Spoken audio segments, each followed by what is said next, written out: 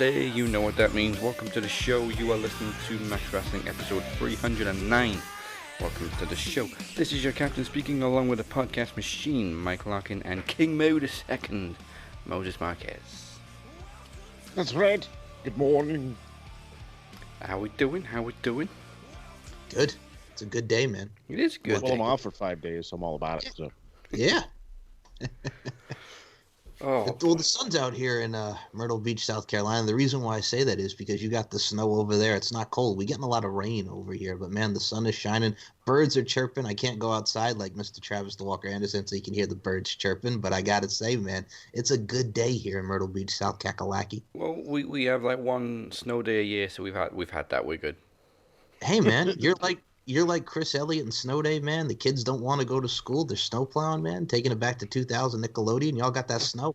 You got more snow than Sting. I'm sure Florida get more snow than we do. Wait a minute. Did you really see that movie in theaters? That's awesome. Dead ass. I saw it in theaters. And then to fucking top it off, to make it fucking worse, their projector stopped working halfway through the movie.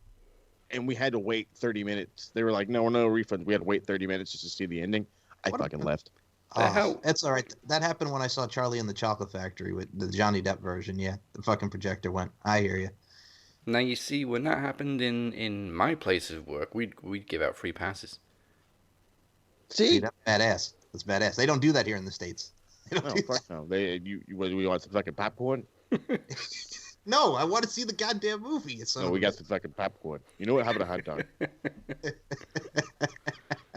Go watch the movie. Yeah, that's the problem. It ain't my problem. Exactly. That's not my project to worry about.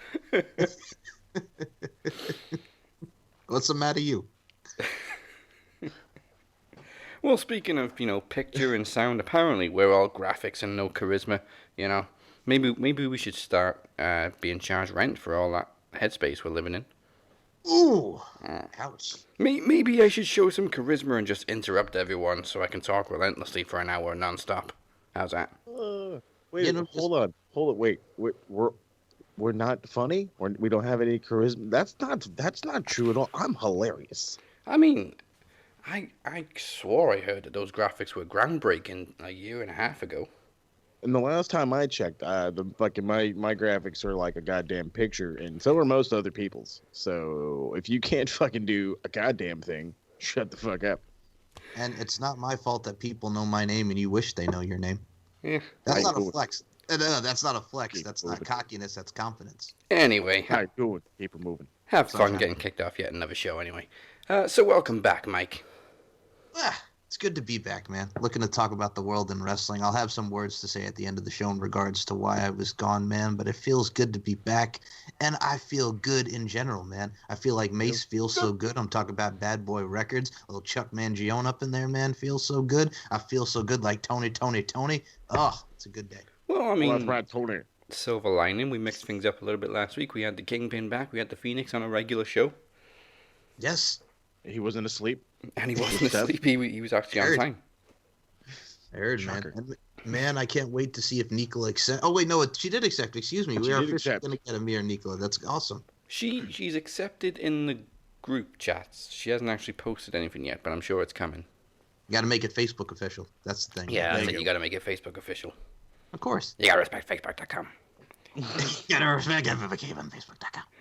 Well, before we get in, we got 2 pay-per-views to predict this week, but before we get into all that, it's time for more graphics and no charisma as we recap the smack.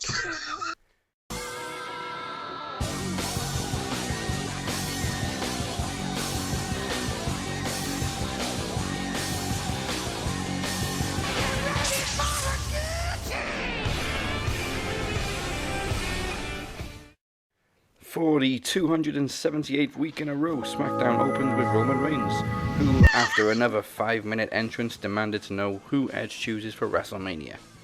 Speaking of such fresh, Dominic Mysterio, accompanied by his father Ray, defeated King Corbin with a little assist from Papa Ray. Cesaro's sudden push continues with another clean win over Daniel Bryan, this time in 4 minutes. There's more issues between the Riot Squad and Billie Kay as Ruby Riott, a match against Bayley. As Bianca Belair prepares to choose her WrestleMania opponent, she's interrupted by Reginald and Carmella. In a match I watched on mute, Street Profits took over commentary from backstage for Otis and Gable versus Bobby Roode and Dolph Ziggler. And because it was on mute, I didn't even notice who won. In one of the most pointless segments I've ever seen in my life, Hulk Hogan weighed in on Edge's decision after a recap of his match against Andre the Giant at WrestleMania 3. And despite Sami Zayn's best efforts, Big E retained his Intercontinental Championship in a triple threat match that also included Angry Apollo Crews. And to close the show, before Edge could give Roman an answer, Kevin Owens surprised the big dog with a stunner. Yeah. All in all, it wasn't a bad show. It was just that Hulk Hogan segment, like, what the fuck was the point in that? That was way out of left field. Your tweets make it the best, though, Dads, because once you heard Dominic accompanied by his father, oh my god, like he's just Dominic's father now. Yes. He's not 20-year veteran Rey Mysterio. Fuck no. The only thing I got from the Hulk Hogan segment was, well, don't you know something, brother? Edge and I, that's my former tag team partner, dude. And I'm just like, oh, God. You know what? I completely forgot about that until Hogan said so. I was like, oh shit, yeah, they were tag team champions. Nobody cares. Nobody remembers. They beat Billy and Chuck on the 4th of July, bro. Yeah, of course, it was 4th of July. A rat's ass. Nice. Fuck. I saw Hogan get on the screen and I'm like, well, as did the whole SpongeBob thing. Up, it's time to get out of here. The thing is, nobody even realized it was the anniversary of the match with Andre the Giant because before the show they just announced, oh, Hulk Hogan's going to be on the show to address the Edge's decision. Okay, why? Exactly why. You didn't miss much with the Street Profits as well. Commentary. Oh man, it was awful. Look at Otis go, brother. It was awful. I've seen better YouTube commentary. Well, I mean, the only thing that really did pique my interest was I'm looking forward to when Apollo just goes buck wild on Big E and just finally takes the Intercontinental title. You know what, Mike? You know what was more interesting than that commentary? What's that? The dude with the back of his head to the camera watching a match commentating on it. Ah, yes. Mr. Walker. The head. Yes. As far as Rey Mysterio and Dominic goes, it should have been announced as future Hall of Famer Rey Mysterio accompanying his son, Dominic. I'd rather take anything than accompanied by his father, right? It was also the point that they had to point out it's his father, like we didn't know. Not just accompanied by Rey Mysterio. That would be like David Flair being accompanied by his father, Rick. Yes. Or Charlotte, Or Charlotte. No, but you know what it is too, man. There's not some bad stuff on SmackDown. I know you have a little thing, Dazarino, about Roman starting the show every goddamn week. It's nothing to do with not liking Roman. It's just we see this every single week. He has a 5-minute entrance, and then he talks really quietly, and they keep boosting and lowering the crowd reactions that they pipe in. It's just terrible. You know what was interesting too, because I did see people in the RWT group were like, why would Edge go to NXT? I'm like, well, he could challenge any for the title. And I'll be honest with you, a Finn Balor Edge match would be really cool. And after that interaction last week, I wanted to see Edge and Karrion Kross. I would be all for that. But I think the stance is that we're going to get Edge and Roman. And I'm all about it because we got Spear versus Spear, and Edge gets to put over Roman Reigns. Hell, if we're not going to get The Rock, Edge is cool. But Edge's Spear's weenie. I know. Well, all right, man. But still, it's a nice little build. It's a nice little attraction to it, I always thought Edge's spear was kind of smooth because he sort of glides to the side as he lands. The Jeff Hardy one will always be my favorite at WrestleMania 17. That always sticks out. Oh, and he does very Molly wop. I'm about to say, coming from a dude, coming from an amateur wrestler and a former football player, like that's the wrong spear. Best one is Bobby Lashley right now. And then he makes it cool because he fucking rolls out, falls on his knees like a fucking jerk. Hold on a minute, man. You're forgetting about something. What about Moose? Yeah, Moose flips. Yeah, Moose flips. Oh, that's right. Moose practically DDTs himself. Well, I was about to say, but that's because fucking Moose was an offensive tackle. He didn't know how to really tackle people. Yes. All right. Well, SmackDown is obviously more enjoyable than Raw, despite I don't know what it is. There's something about the piped-in crowd noise. It always sounds so much worse on SmackDown. Well, I did also enjoy Bianca Belair whipping Reginald with her hair. Yes, we haven't seen a hair whip for a long time. Yes. She whips her hair back and forth. I am kind of getting annoyed with this Carmella constant butting into Sasha Banks' feuds, though, because you've had 3 chances. She's beat you all 3 times. Mm-hmm. Let it go. Frozen style. Yes, Frozen style. Let it go. All right, well, it's now that time of the week. We watch it so you don't have to. We're going in Raw.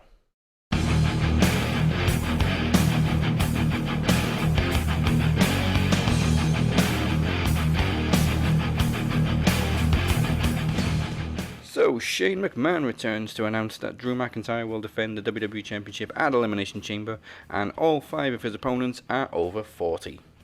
Shane then left the building. This was literally the easiest shift of anybody's life. In a match straight out of 2010, 2 of those opponents did battle as Jeff Hardy tapped out to AJ Styles' calf crusher. Clearly, Sheamus is unhappy about the chamber match instead of facing Drew one-on-one and takes it up with Adam Pearce. With Mustafa Ali randomly yelling angrily on commentary, the New Day grabbed a win over Teabag and Slapnuts. The rehash of Stephanie, Vince, and Trish from 20 years ago continued as Charlotte confronted Lacey Evans and Ric Flair. And it didn't take long for the 2 blondes to brawl. Lacey then won by DQ as Charlotte lost her shit, which in effect earned Lacey a shot at Asuka at Elimination Chamber. Edge announces he won't choose his opponent for WrestleMania until after Elimination Chamber, before being interrupted by The Miz. The super famous rabbit guy is back again for reasons, complete with socks and sliders, as Damian Priest puts down Angel Garza. Keith Lee defeated Matt Riddle before both men were attacked by Bobby Lashley, as a triple threat match for the US Championship is now official for Elimination Chamber. In a match that should have happened at TLC before WWE randomly shelved Lana with an injury angle, it was time for a tables match against Nia Jax, in which, as I'm sure you've heard by now, Nia hurt her hole before Lana pushed her through a table. Back from a break, and the places have switched as it's Naomi versus Shayna Baszler, but as Shayna is more concerned with bullying Lana, Naomi catches her off guard with the win. And main event time, it's the 497th match between Drew McIntyre and Randy Orton. For reasons. It isn't long before Sheamus appears to distract McIntyre. Soon, Sheamus attempted a brogue kick on McIntyre, but got Orton instead, handing Drew a DQ victory, which he responded to with a Claymore. Okay. It was such a fresh week. Wait a minute. You know damn well why that they did it for the 497th time. Because they love to hear the sentence, rekindling their rivalry. It's a rivalry renewed! Because we gotta big it up like that. That's their favorite buzzword. But no. Okay. It's a rivalry renewed. They literally had a title match 3 months ago. Shut up. So, Bad Bunny. You know they're setting up. It's WrestleMania season. It's gonna be Bad Bunny and Damian Priest against Miz and Morrison. Yeah. And I don't care. What is with celebrities, man? We got Bad Bunny. We got Bow Wow now coming to WWE. I'm still baffled by how famous he apparently is, and yet 70% of people have never heard of him. Are we talking about Bow Wow or Bad Bunny? Oh, I know Bow Wow, but I still know him as Little Bow Wow. Me too. Bounce with me. Beware of dog, baby. Big Mama's House soundtrack. All right. So no. It's like Mike. It's almost like MTV at buying Raw. That is true. It is. Well, we got freaking Cardi B wanting to go at it, and the whole 9 and she's a bigger loose cannon than Rebby Hardy. Okay, what about Angelina from the Jersey Shore? Who? The chick that got into it with like Carmella or one of them, Angelina from the Jersey Shore. Who? Okay, I know. She wrestled on an Impact once, man, in like 2010. Remember when they brought in all the Jersey Shore people and WWE got Snooki for WrestleMania? Well, yeah, I remember that was because of Robbie E and Cookie. Yes, that was why Angelina and they, because Robbie E, Rob Echoes, aka Robert Stone. The only one I remember them bringing in is JWoww. JWoww, oofa, yeah. And I still don't know who she is. Jesus, no, it's. I look at it from a stance too. Also, like I get the appeal and still, but here's the thing about Bad Bunny. When they said Bad Bunny, I had no idea who he was. And my dad, we're watching Royal Rumble. I haven't got a chance to say this. He comes out and he goes, "Who the hell is this?" I'm like, "Bad Bunny." I don't know who he is either. Apparently, he's very big in Latin, in the Latin rap. He's huge in the Latin hip hop world. Yeah, Thank you. But he's only in the Latin hip hop world. Nobody else knows who he is. And here's the thing. I don't care that he's, big in the Latin hip hop world. That's cool. I don't care that he raps in Spanish. That's awesome. But nobody knows who the fuck he is. That's my point I was trying to make, And it's just like, all right, I get it. Now, how much do you know about Bad Bunny? Like they bring in somebody. This guy's famous in the tap dancing world. Okay, but nobody else knows who he is. Well, how much do you know? Well, Moses, how much do you know about Bad Bunny? Because I know Daz. I know besides his Booker T song, he has a big hit with Drake that he did a few years back that plays on the radio constantly. Oh, okay, yeah. He's big. He's big because like he's done songs with American artists, because that's how a lot of these fucking hip hop artists are going nowadays. A lot of them are like, oh fuck it, we'll do a little random Latin hit until they get a fucking geek like Bad Bunny or whatever. I mean, my wife fucking thinks he's cool. I don't know. She's just like, I don't know why the fuck this guy's wrestling, but she's like, I like his song. I'm like, that's cool. She's like, but I don't want to see him jump off of anything ever again. Okay. Okay, hold on, Mr. Moses Marquez. Would you rather have your wife, your lovely wife, talk about Bad Bunny, or would you rather sit through Total Divas? Ooh. You know what, dude? Total Divas ain't that bad. Yeah. That is We true. can just fast forward the Bella scenes. And just fast forward John Cena talking about the house rules. No, that's funny. No, those are the best. Okay. Anything John does, bro, I'm fucking all ears. Friggin' wanting to get rid of the dog because it bit him. He's like, hey, so we gotta get rid of this stuff. But he's like, the way he like talks, he's like, so we gotta be very serious. We gotta get rid of this dog. This can't be happening. He bit me. I'm just like, what? Oh god. Well, at least we're gonna get Riddle, Keith Lee, and Bobby Lashley. I think that's gonna be a fun triple threat. Yeah. I'm really not sure how it's gonna go, but I would like to see Matt Riddle win a title. Well, I think that Keith Lee's going to take the pin or the submission, and Riddle and Lashley will duke it out at WrestleMania. They got Fastlane. Dude, they got Fastlane after the Elimination Chamber. I know. We got 2 pay-per-views in between Rumble and Mania. Oh. Fuck, really? Yeah. Fastlane is in March. And what else? Then WrestleMania. We got Chamber in 2 weeks. Oh, that's right. The Elimination Chamber. I would honestly be okay if there was no pay-per-views between the Rumble and WrestleMania. That's kind of how it should fucking be. Well, I'll be honest with you. Looking at the pay-per-views we got coming up, I'm more looking forward to Takeover this Sunday than friggin' next week. Yes, St. Valentine's Day Massacre. Vengeance Day, my ass. I love the Family Guy meme. What the fuck is a Vengeance Day? With well, they had a pay-per-view, Vengeance. The cross. It sounds like something fucking goddamn Bruce Willis would say in a Die Hard movie. Die Hard. Vengeance Day. Live, die, or free hard. Wait, what? Here's the thing. Just call it Die Hard 4. Wait, hold on a second. I got something to say about that one. So that was Live Free or Die Hard with Justin Long and Bruce Willis. You sons of bitches. Hey, I will defend that one. I enjoyed it. Me too. I actually saw that one in the theaters. The 5th one is dog shit. Much. Yes. I don't even know what the plot is for the 5th one, and I've watched it twice. Twice. I haven't gotten. I don't even want to do it. It's just Bruce Willis and his grown-up son shooting everybody.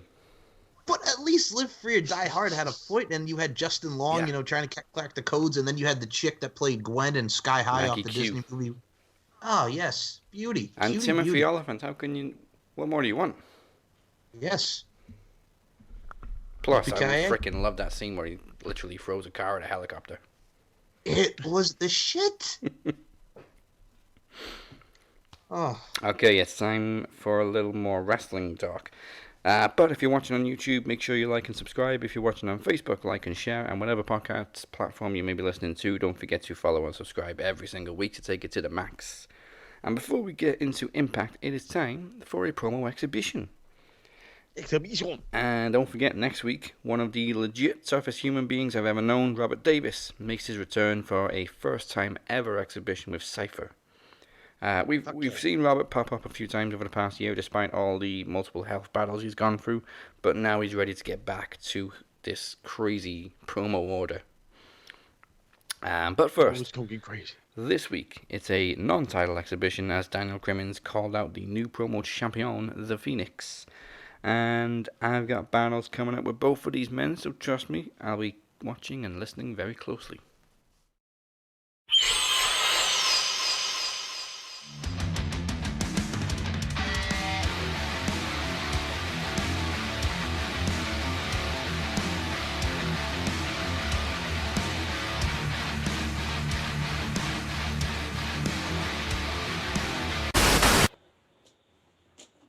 Do I have everybody's attention now? I feel a little recapping is in order, because it would appear so. Now, for those of you who aren't caught up yet, over the past week or so, I made quite a bit of history, haven't I? I retained the Knowledge Championship. I also regained the Predictions Championship. And in just under a year, I went from being one of the biggest underdogs in Mac's history to promo champion, becoming the first person to hold 3 championships simultaneously. Now, I knew winning all these would put a bit of a big target on my back, and in less than 24 hours, it's proven to be true. Moses declares his rematch, and Daniel Crimmins challenges me to an exhibition. Daniel Crimmins, the so-called best face in the business. To be honest, not expecting you to win many people over with that moniker. Now, why you called me out, I don't know, but I do appreciate the warm-up before Promo Mania. But do you know what happens when you cross the demon, huh? Ask Corey or Cypher. Ask Moses. You're out of your league, man. You're out of your league. And you made a grave mistake issuing this challenge. Because everybody burns.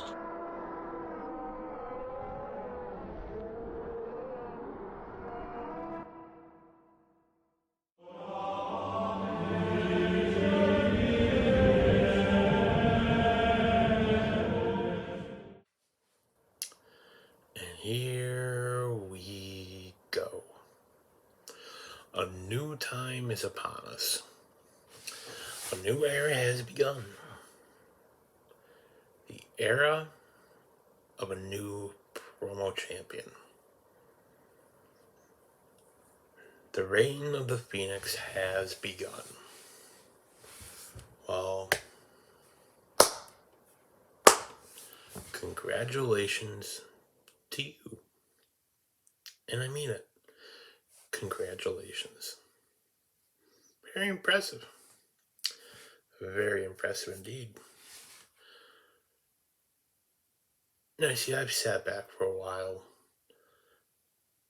and I've watched your work.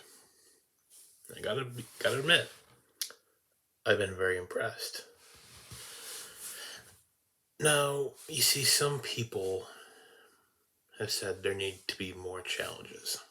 There need to be more people calling out this person and that person. And I agree with them. So then that made me stop and think, who better to challenge? Who better indeed? So then I thought, who could I challenge? I already called out the captain, the shape, the jester, whoever he's going to be today. I'll get to him in due time. And I was looking for something new. And I thought to myself, I faced Moses, I have faced Travis. There's a couple names I haven't faced. And in due time I will. But then I realized, who better to call out than the champ? Now I know that this is not a title match. And that's fine. I don't want it. I don't need it. You see, to me, and I have said this multiple times, to me it's just a thing. Not on my radar. Doesn't interest me. What does interest me are the people who challenge for it. You're a very peculiar person of interest. You sit there and you tell people, welcome to my domain. I believe you refer to yourself as the demon of the Welsh Valley. I'm going to give you a little bit of history. A little bit of personal history. My family, although majority of them are from Ireland, there is a good chunk from the Welsh Valleys. And you tell people to welcome to your domain. Another circle of hell. Maybe that's what you bring. But what happens when somebody walks into your domain willingly? Walks up to you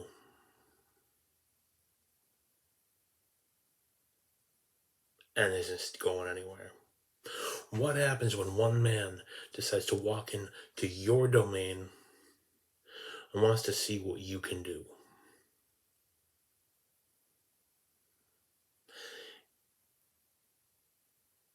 You see, I don't dislike you. I respect you. I want to see what you can do. I am very sure that we will meet again down the line. Maybe title match, maybe not.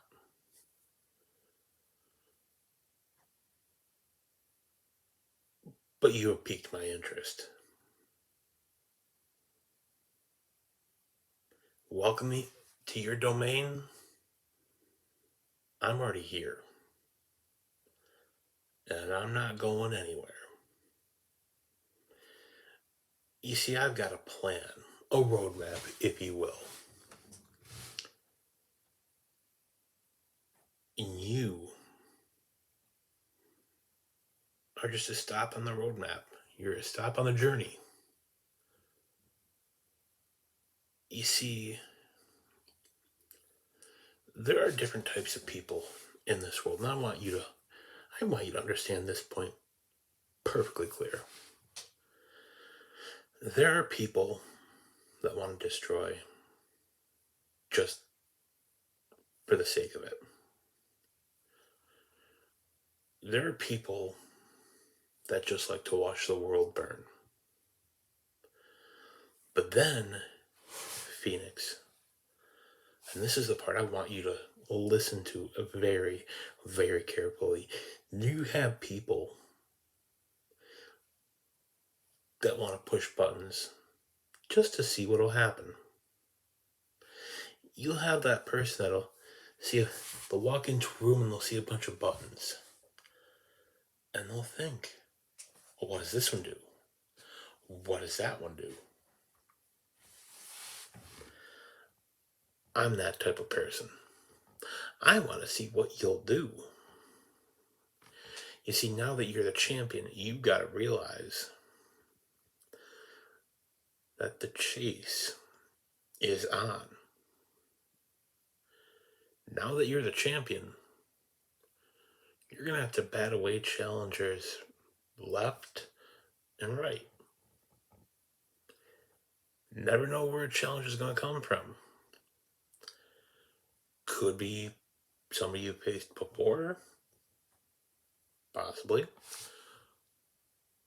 Or maybe it'll be somebody close to you. Might want to start thinking a little bit carefully there.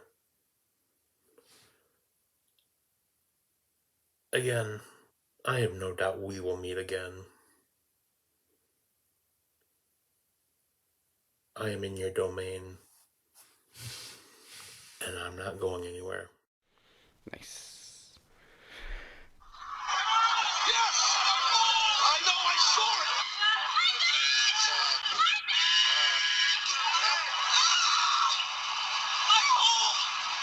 it! It's the greatest trilogy ever. Bully Ray saying, Taz my balls. Shelly Martinez and her awful match with Rebel from the friggin' One Night Only pay-per-views talk about my vag. And now we got my hole with Nia Jax. I'm going to say this right now. When she said that, I was like, yes, please. But now I had to frame myself after she said that. So it's one of those things where I look, hey, man, you know us BBWs. Don't act, The man in the mirror was like, yo, I'm on the way. I'm on the way. I'm on the way. You know what you Keep need the pussy on the to spread. tap it off? Yes. Is Dewey. What? My ass. Man. Man. No, if the thing too is like, okay, I was right there with you. Like, if you had any pay-per-view to put it at, why not TLC? You've had this for months and months and months, and then you finally build it just because we have a tag title match coming up with them against Naomi and Lana. So Lana gets Oh, hey, Charlotte's ready to come back. Okay, bye, Lana. Exactly.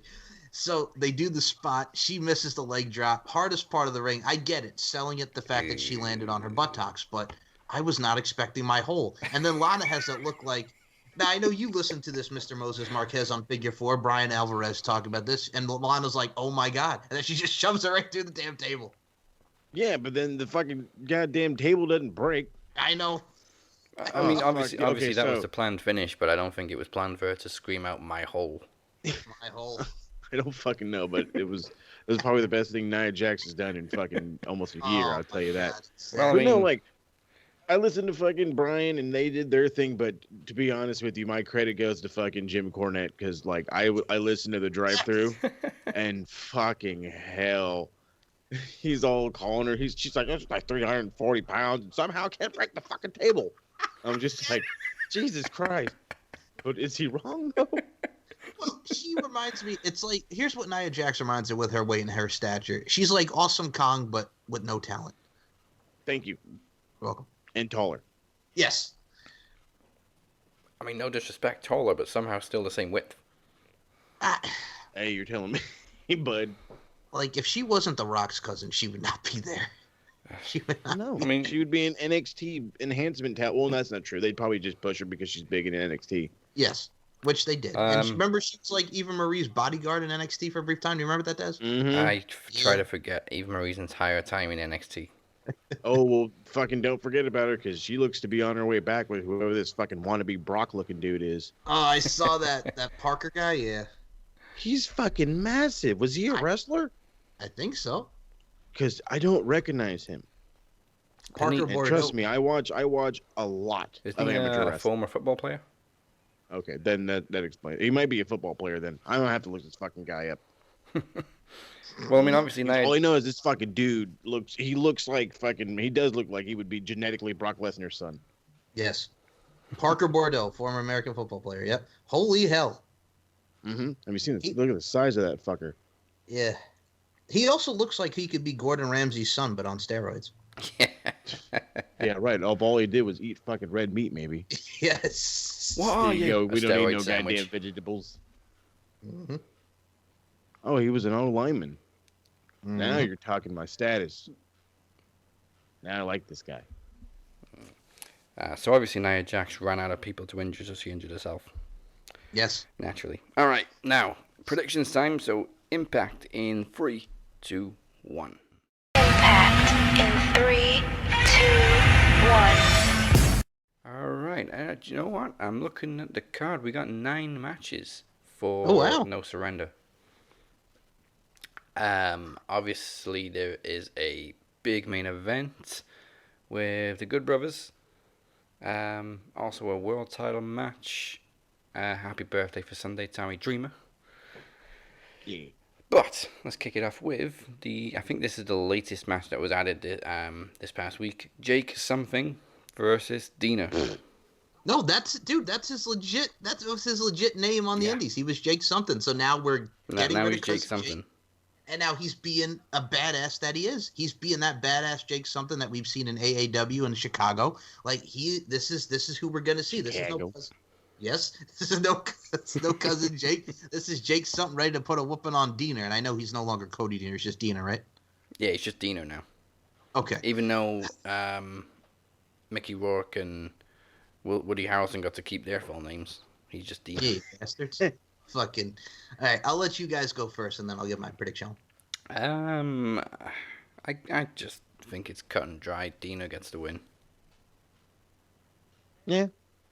Seems about right. I mean, yeah. I know Jake's going to be looking for revenge, but I don't think they take him as seriously as they take Dina. I look at it from a stances where you're going to keep progressing this. And like I said, for me, I'm looking forward to seeing Jake come out of his shell. So I don't think Jake something's going to win, but I think he's going to get a little something in there. ROCK with you, baby. Maxwell, Urban Hang, Sweet, hello. But in this case scenario, and I digress, I have to say Dina with some chicanery, maybe some tomfoolery, dare I say shenanigans. Shenanigans way? Sabotage? Looking at the Yes. card, Dina does have Eric Young and Joe Doring in his corner, but there's nobody in Jake Something's corner. Oh, well, I'm still going Diener, though, man. I'm still going Diener. Maybe I roll up with the tights. Maybe the Diener DDT. I don't know, man, but I got to go Diener. The tights. Now, I'm not exactly sure how the hell this one's going to work because he didn't explain it. But the first ever triple threat revolver. What? To determine what? the number one contender for the X Division Championship. So it's a triple threat revolver. No idea what it is, but it's Ace Austin versus Blake Christian versus Chris Bay versus Pistol, that's what Daivari it is. versus Josh Alexander versus Suicide versus Trey Miguel versus Willie Mack. Holy hell. What the shit? So there's 8 guys in the match, and it's a triple There's only threat 6 revolver. shots in a fucking revolver. Yeah. How? What the hell's going on? Or is it like 6 of them and 2 start in the ring? I know they didn't explain it. They just said first ever triple threat revolver. Okay, how's it work? Okay, what the fuck is it? A triple threat. Okay, I'm really fucking confused now. This is definitely an elimination match then, right? The only thing I can think of would be kind of like a gauntlet, but it's always triple threat rules. I can dig that. Like, yeah, but like whoever loses and then in comes the next person and it's pretty much just like the last man standing. Yeah. Or whoever wins the last fall. That's retarded. That's dumb. That's We're- very convoluted. What's I apologize if that word offends anybody, but Jesus We're, criminy. we're That back- is really dumb. We're back in the mid-2000s territory of TNA where they tried to be creative. Oh, like the reverse battle royal where they fight on the outside, then they get in the ring. Yeah. Hell no. Or the Queen of the Cage where they fight on the outside of the cage and try to get in the cage to start a one-on-one match. Wasn't it the mountain?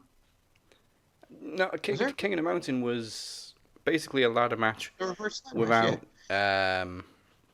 Was there a everybody Queen being of the Cage? eligible. Are you sure about that? Yeah, There was Queen of the Cage. So it was 6 sides of steel. All the women fought on the outside, and then the first 2 to get in the cage went one-on-one.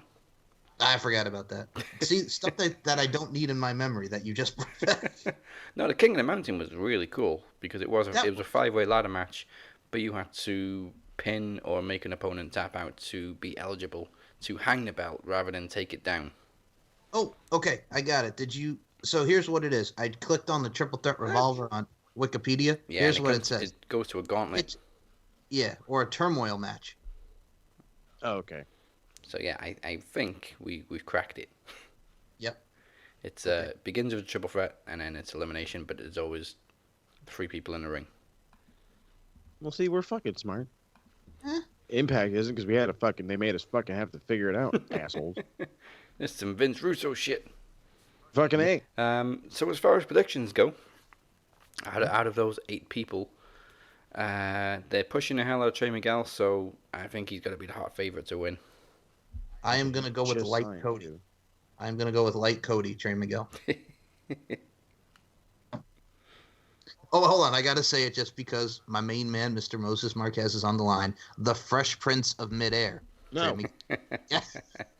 No. Knock it off. You hate that name so Okay, much. so I'm going to be super fucking honest here. I was more baffled by what the hell these rules were and what the fuck this match was called to even pay attention to anybody else besides Trey Miguel in this goddamn match. Wait a Well, minute. no, I heard fucking suicide. Ace Austin, Blake Christian, Chris Bay, Daivari, Josh Alexander, Suicide, and Willie Mack are also in the match. Fuck. Is there any, like, Is this for the X Division title? It's for the number one contendership. Number one. Oh, okay. Then yeah, okay. Trey Miguel. Ah, fuck. I was really hoping Willie Mack, but no, I can see it beating Trey. He just signed. They're trying to push him. Yeah, and he was on fire this week. Yeah. Well, and last week. One other thing I got to say, because we were joking about the name, Mr. Retro Rewind over there. You still got Mr. Hole-in-One Bill Eadie to come on your WCW Retro Rewind, so be ready for that. Yep. Oh, God. I'm already like fucking... this last Nitro was so goddamn rough to watch because it was like the first NWO real invasion, and it was so fucking boring. Oh, man. I'm going to be yelling at a microphone. All right, well, let's go to the X Division Championship, which is TJP defending against Rohit Raju with, Mike, you missed this last week, with Mahabali Shera in his corner. I saw he came back. Mahabali Shera, come back to India. Shera am I. You know what I'm saying? He can't speak a damn worth of English, but goddamn it, that dude is funny. So, did he do the wiggle again? Did he do the wiggle, or is he just like, I'm mean, I'm Shera? Yeah, he's just a mean bodyguard now. I'm about to say, he's just like mean. Yeah. Here's the thing. That dude has the size and stature, but he fucking sucks in the ring. He goes to NXT. He didn't even get on TV in NXT. No, they fucking fired. Here's the thing. I think they did one angle where I forgot who it was that was in the Performance Center beating everybody up. He was one of the guys that they beat up in the Performance Center, and that was the only time you ever saw fucking Shera on NXT TV because they're like, man. Oh, that's right. Yep, he sucks. And then they got rid of him. Like, he wasn't progressing. And now Impact said, come back. Not to India. Oh, he wasn't progressing. Have you seen anybody fucking progress in the goddamn PC? Look at fucking Aaliyah, for fuck's sake. Oh, man, you hate Aaliyah.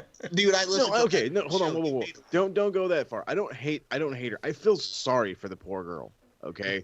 If she could just get, like, 6 months in the LA dojo with Shibata, I guarantee you she'd be fucking leaps and bounds. Leaps and bounds better. She's been there for years, though, man. Ever since, 6 years. Yep. 6 fucking years. Honestly, I still don't think she's as bad as Eva Marie or Cameron was. No, and I mean, but that does not help the fucking Performance Center out, though. Wait a minute. Eva Marie was training with Brian fucking Kendrick, and she still sucked. And she killed Carmella almost. Yeah. Oh, yeah. We didn't really see much of Brian Kendrick after that. Yeah. Oh, yeah, he went into hiding. Oh, shit, people know I trained her. He went and stuck his head in the sand. And Arian Andrew will always and forever suck for trying to pin the way she did on Naomi, and the fact that they brought her into AEW, and I know. Wow. It was all bad. Now, this one I'm having difficulty predicting because TJP hasn't been champion for that long, but they've added a new dimension to Rohit's character now with Mahabali Shera in his corner. And obviously the whole point of the whole TJP thing was that we did know, but we weren't supposed to know that it was Manic. No, you really. So, I think I'm gonna go TJP to retain. But then that kind of defeats a babyface winning the number one contendership. But TJP can be a bit of an asshole, so I'm gonna stick with TJP. He is an asshole according to Harold Joseph Hunter III, who at one point in time actually worked with him during his young career. Ooh. I mean, why would you fucking debut a gigantic bodyguard dude for no fucking reason? Or re-debut, I should say. You know what I mean? Yeah. But I get what you mean. Like, fucking TJP's only had the belt for, like, not even 2 months yet. It's only been... Yeah, it's been a little while. Fuck it, give me TJP. Right, Mike? I will say this. Well, TJP is going to be a father on the way because he's having a kid. Him and Arya Blake, who is also a former professional wrestler. She's an MLW. He's got a kid on the way, man. Is it his or is it Manic's? Nice. Okay, you got me on that one. Nice. You're gonna walk in with the mask. Whose kid is this? Whose kid is this? Whose baby is that? Gators bitches better be wearing Jimmy's. The other guys, Will Ferrell. Oh yeah. No. Okay, you open up Pandora's box. Back to TJP and Rohit Raju. Yo. Rohit Raju. This is nothing new, guys. I mean, we've seen Rohit Raju and Mahabali Shira as a part of the Desi Hit Squad with Gama Singh, who was the father of Raj Singh, who was also in the Desi Hit Squad. So they're putting a little Desi Hit Squad reunion back with Shira as the muscle. TJP doing the damn thing. And personally, for me, since we said Trey Miguel's going to win the #1 contendership, I could see him going against TJP, high octane aerial assault. And like you said, TJP just got the belt back. So I'm going to say through hook or by crook and distracting and getting rid, and dare I say dissipating, of Mahabali Shira, I got to say TJP retains on that boy Rohit Raju. And I love me the Rohit Raju, but I got to go TJP. Okay, so far a full house for every match. Let's well, Travis isn't here, but I know who he's going to pick for this one. Texas Tornado no DQ match for the Impact Knockouts Tag Team Championships. Fire and Flavor defending against Havoc and Nevaeh. Fire and Flavor. Yeah, honestly, I'd pick them too. I was wrong in thinking Havoc and Nevaeh were going to win the finals. Mm-hmm. And I can't see the titles changing already, so yeah. Fire and Flavor. No. Not A happening. little bit of F and F. All right. I see what you did there. Okay. Oh, man. Okay. 6-person tag team match. Tennille Dashwood and Triple XL versus Rosemary, Crazy Steve, and the newest member of Decay, Black Taurus. Black Taurus. Yeah, Black Taurus. Where do Okay. I recognize Black Taurus from? He's from AAA. He actually did a couple Impact shows when they were in Mexico. He wrestled on their tapings. I figured that's where I knew him from. I was like, is this dude from Mexico? Yep. Because he looks like he's from Mexico. Yeah, he did that. He was on their last tapings for Mexico. Yeah, he competes a lot in Lucha Libre AAA worldwide. Yep. Oh, wait, hold on. He was previously known by the ring name Machine Rocker. Does that ring a bell, Moses? Machine Rocker. Hold on, I'm doing research now. Oh, he's been a That wrestler. sounds familiar. Oh, he's been on MLW TV. He's been on Pro Wrestling Guerrilla. Ah, there we go. That's where I recognize him from. PWG. Yeah, he Yep. teamed with Laredo Kid and Puma King against Mexiblood Band. All right. That's where it is. I'm like, nope. I know him as Black Taurus. I'm like, I just don't know where. And I was like, it can't. I mean, I'm sure it was AAA, but honestly, and I love my Lucha Libre. Motherfuckers, y'all blend, okay? Y'all blend together. I can recognize some of y'all, okay? I fucking love the clown circus. I love them cats, those dudes, because they're unique. They're all fucking crazy in the head, but they're unique. But okay, yeah, no, Black Taurus, PWG. That's where he puts on his best stuff. This man said they all blend together.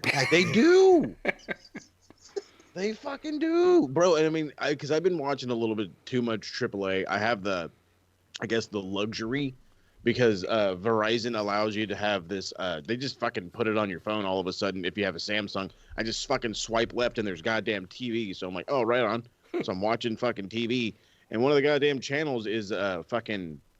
It's like a AAA thing, and it's all the time. And I'm like, all right, whatever. So I'll randomly watch it, and it's just like I'm like looking at it. I'm like, hey, isn't that? Oh no, that's this guy. And I'm like, but he looks just like fucking that guy. Okay. How the fuck you tell these fucking guys apart?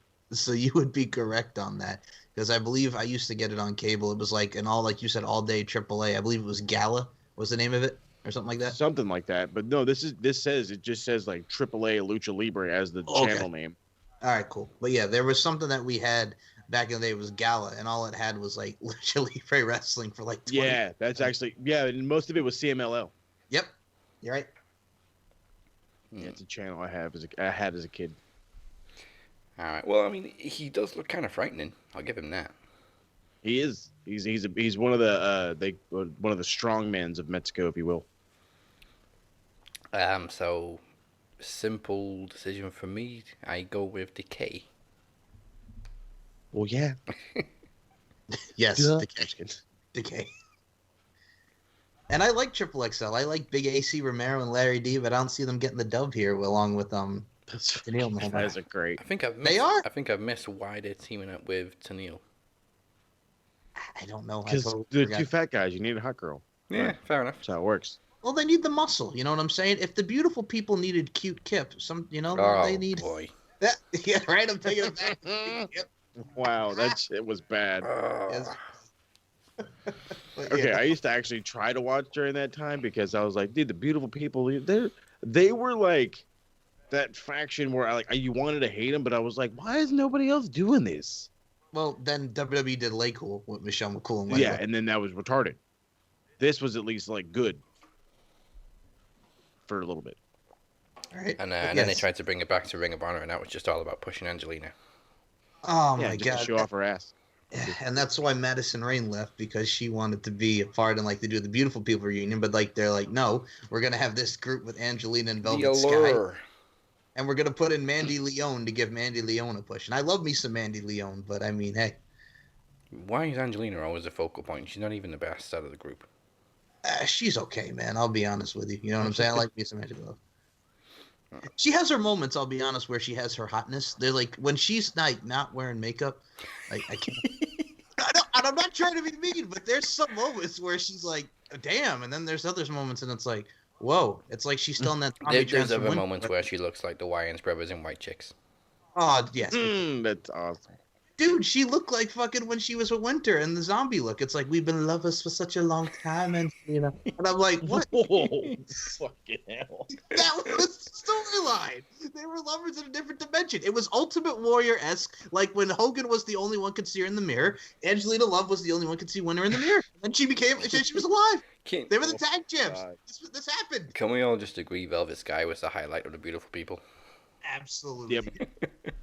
Absolutely. Okay, Bully Ray, what the fuck, man? Yeah, fucker. Picked the wrong one. All right, what else we got? We got Eddie Edwards and Matt Cardona versus Brian Yes! Myers and Hernandez. Okay, Mike, you take it first. Bro, Ryder, Hawkins, Brian Myers, Brett Matthews, Cardona, and Brian Myers. I am so happy, man. It's the LI right here, man. But we also got the stance of Matt Cardona. He's always ready. He's teaming with Eddie Edwards because of that goddamn Brian Myers and this whole thing with his eye. And he got Brian Myers and Hernandez, two tag teams, you know what I'm saying? We got LAX and we got on the other side. Here's my thing for me. You put these guys together, Myers and Cardona, Hawkins and Ryder, whatever you want to do. Heat Stroke, Prince Charles as their manager. I love it. But then also what you got here is a stance that they're going against each other. And for me, I'm digging it because I was a Long Island guy. But for me, I think in this particular situation, we've seen Cardona team with Josh Alexander. I got to say this is where they finally get the dub. And I'm going to say Eddie Edwards and Matt Cardona for the win. Woo, woo, woo. I'm always ready, and you know it. Yeah, I think they've got a better chance than Hernandez. I can't do the whistle like he does, but there's my best whistle. Hernandez is kind of like a supporting cast now. And here's the thing that kills me about that. I love me some Hernandez. The border toss, the cracker jack, the dive over the rope. You know what I'm saying? But he's not the Hernandez from like 2006 when they were taking on AJ Styles and Christopher Daniels. No. He's not the Hernandez from 2009 when he was in the heavyweight title picture. He's not even when he was with Anarquia, with Sarita and Rosita in Mexican America. Oh, yes. You know? But he ain't that guy anymore. I remember when he got Hernandez tattooed all across his back, and it was Yes. very fresh, and he was taking bumps. Right. He's not the Hernandez anymore, so I got to go Eddie Edwards and Matt Cardona. If ever there was a time to get a staph infection, that was it. Oh, that's very true, though. Moses? I got to do the Eddie Edwards and Brian. Matt Cardona. Matt Cardona. I was about to say, no, I almost lost myself. All right. Well, no, because you fucking threw me off, goddamn Brian Myers. I was like, are they fucking teaming? Because if they're fucking teaming, why aren't they like fucking? No, I didn't know that. They used to be a team, but now they're going against each other. Oh, they're good. Brian Myers got the eye patch now. He's got the eye patch. All I know is I seen the goddamn Acclaimed working out at Creative Pro Wrestling. Yes. And burn that place down right now. Well, hold on.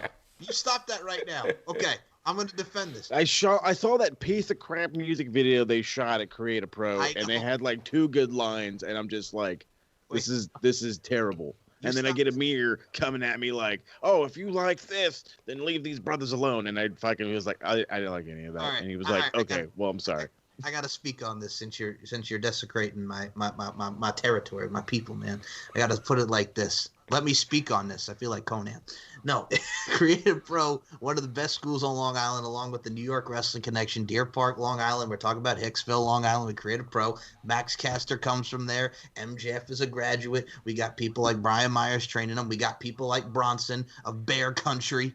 coming out of Creative Pro Wrestling. Man, one of the souls. What? Bear Country.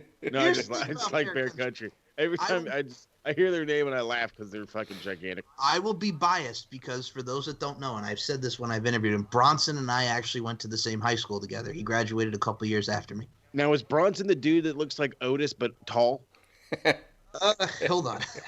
I think he's you son of a bitch. Okay, hold on. Bear Country, yes. I believe he is the well, all right. You know what, man? You know what? I'm thrown off because of you with the dude that looks tall. Yes, he is Bear Bronson. Bear. All right, so if you see, he's the shorter one with the black hair. Yeah. Yes, not the tall one, but like the shorter one. Yeah. That's why I say he looks like a taller version of Otis. Yes, that's my boy Joe. Yep. Nice. Yeah, he knows how to break a table. That he does. He's represent EIEIO. What's popping tonight? He's from my neck of the woods. Here's what's happening in your neck of the woods. I feel like undercover brother. Go ahead. All right. So still a full house. Next match: Jordynne Grace, Jazz, and ODB versus Deonna Purrazzo, Kimberly, and Susan. I will go with the heels on this one. Deonna, Kimber, and Susan. Okay, this match is happening because Susan wasn't happy with the attack and went to speak to the manager. Can you? I mean, come on. She has the authority. You will respect her authority. Respect my honor. I love how they've literally turned her into a Karen. Dude, she's legit like friggin' Daphne. But she's a Susan. She's a Susan, yeah. Susan's a worse. She's a Susan. She's a fucking super Karen. Susans will fuck you over and then turn lesbian. Whoa, okay. Oh, I almost fell out of my chair. Poor Ross.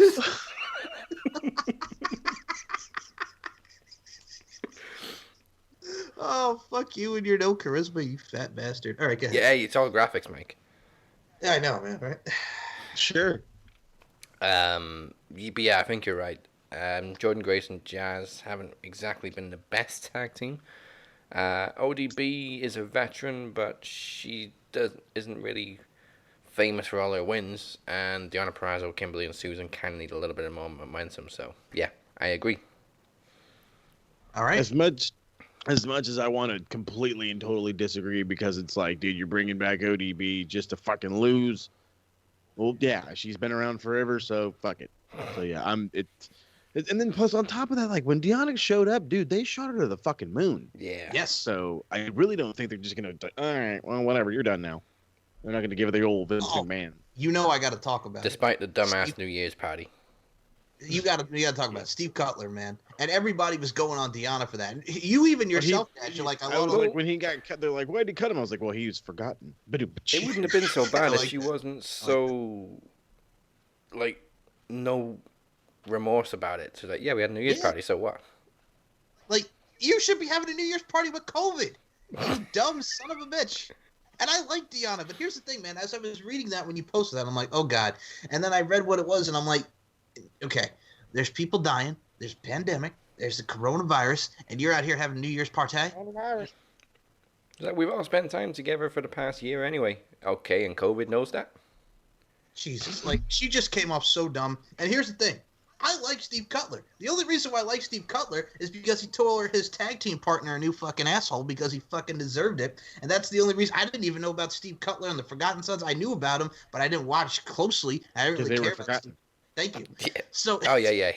He wasn't happy about Jackson Racist's tweets. Oh, and I love that he friggin' ripped his partner an asshole. That's the only reason why I like Steve Cutler. I couldn't even tell you a damn thing about his in-ring work. Yeah, I mean, he was pissed off because it got them taken off TV.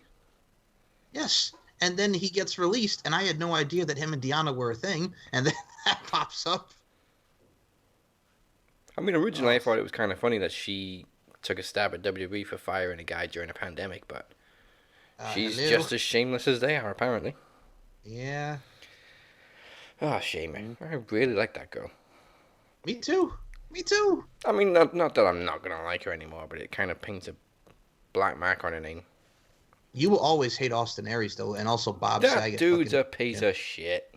He is, and Bob Saget owned him, because the best was, it's like, hello, Daniel, This Bob Saget has no idea who the fuck you are. That's why I love the start of that tweet when he's like going at him. Hello, Daniel. He just used his real name because he don't know who the fuck a double A is, man. I'm Bob Saget, bitch. Full House. Bob Saget, that ain't right. My dog licked my balls. This is Bob Saget we're talking about. You know, America's Funniest Home Videos. That was what he said in his comedy sketch. Bob Saget, that ain't right. Singing a song about my dog licked my balls. Man, fuck Austin Aries. Thank you. Right. I'm sorry. Go ahead. Well, don't eat meat, don't wear a mask, and I scared away Zelina Vega. Fuck you. I scared away Zelina Vega. So I was just talking shit about the Acclaimed and what I'm looking through fucking Facebook. Goddamn Topanga wearing a goddamn Acclaimed shirt. Oh. Well, first of all, okay. Now, why do you hate the Acclaimed? Is it because they rap? No, because they can't rap. Okay. I'll be honest with you. Okay, I can't rap either, and that's exactly why I don't do it. Okay, hold on. The reason... And then on top of that, one of them looks like a fucking shrunken David Otunga, and the other one looks like a jacked up fucking Russell Wilson. So the one that he's talking about that looks like a short David Otunga is Platinum Max Caster. And the reason why I know this gimmick is his thing, he's been doing this on the indies, and Max Caster has actually put out some tracks because he does rap a lot. So that's how it came in. Wait, no, Max Caster is the one with the curly hair, right? That's the one that looks like Russell Wilson. Yes, Platinum Max Caster. And then you have Anthony. Who's the other dude? The fucking mini David Otunga. Anthony Bowens. Mini David Otunga. Okay. Just like with the fucking with the geeks from fucking NXT, it's Fat Jackson and not Nick. Oh yes, freaking Everrise from Canada, the Canadian Walmart Young Bucks. Yep. All right. Fat Jackson and not Nick. Three-way tag team for the World Tag Team titles. Good Brothers defending against Private Party with Big Money Matt. God. And, dude, if Man Hardy wants to win any fucking respect from me, he makes these fuckers win. Yeah. And then Chris Sabin and James Storm. I don't think it's going to be Sabin and Storm. I think it's either going to be the Good Brothers or Private Party. I'm going to say Good Brothers retain. It would be very cool, though, if two AEW guys won the Impact Tag Team titles. Oh, absolutely. But I don't see that. It would blend really well, and then you have Matt focusing on that, and he can get him the fuck off of AEW. He's better on Impact than he is on AEW. Did you see people? I can agree with that, 100%. Did you see people shitting on him because it's like, you know, you go back to Impact after all that crap you said about them years ago, yada yada yada. Yeah. Well, who said all that crap about him? Him or his wife? Well, yeah, this is true. This is very true. But yeah, they gave Matt Hardy shit. Do you know who wears the pants? It's always Rebby who talks the shit. Okay, here's the thing. I met that woman one time. She was nice, but she was not as nice as Jeff Hardy's wife. Because this was at Northeast Wrestling where they wrestled the Young Bucks, and it was a great match. And Jeff Hardy came out as Willow, and it was very cool. But so afterward, I went to the merch table where she was selling Matt's shirts. She was very nice, but Jeff Hardy's wife, Beth, is so much nicer than fucking her. That's because she's not a psychopath. Yeah, and also she's from Queens, man. Queens, her city. She reps her city. Is she? I thought she was from the South as well.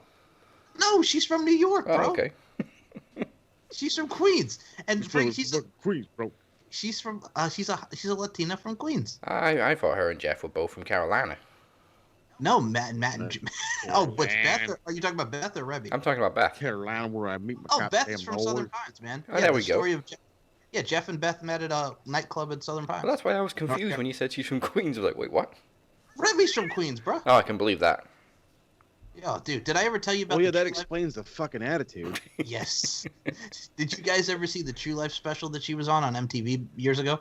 Now we talking Beth or Rebby? No, Rebby. Oh hell no. So I did.